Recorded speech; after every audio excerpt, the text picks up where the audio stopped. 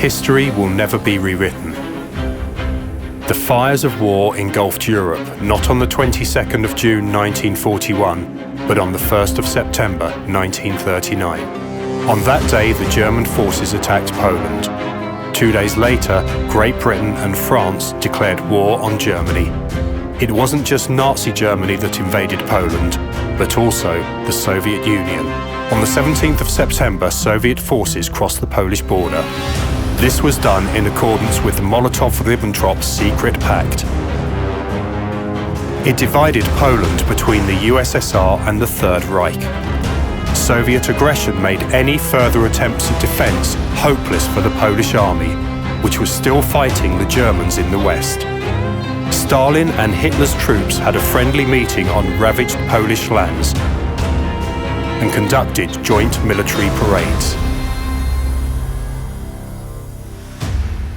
The members of the Polish elite were immediately targeted and murdered by both Nazi Germany and Soviet Russia.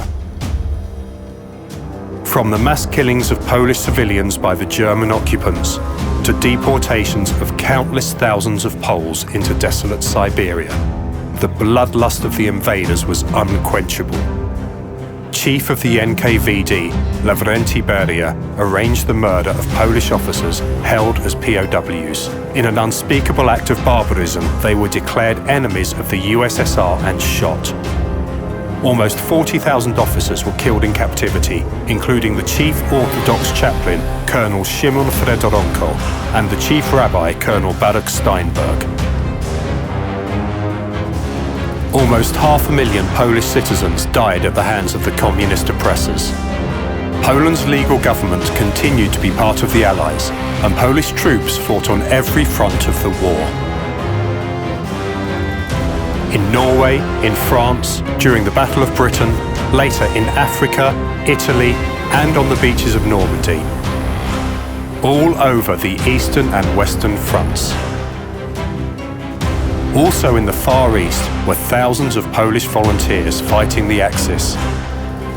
Polish soldiers brought freedom to occupied nations. General Maciek's boys liberated Breda, the soldiers of General Anders Ancona.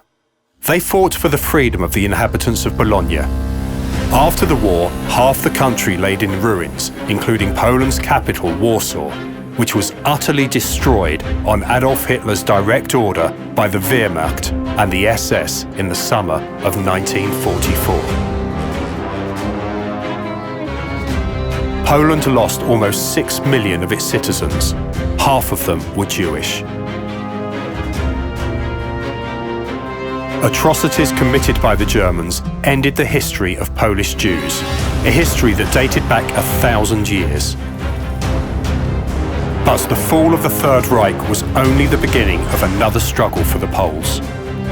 A fate shared by the Czechs, Lithuanians, Latvians, Estonians and others, for the Iron Curtain fell down and divided Europe in half. History as it is cannot be rewritten, for it is likely to repeat itself. We must be vigilant and never forget.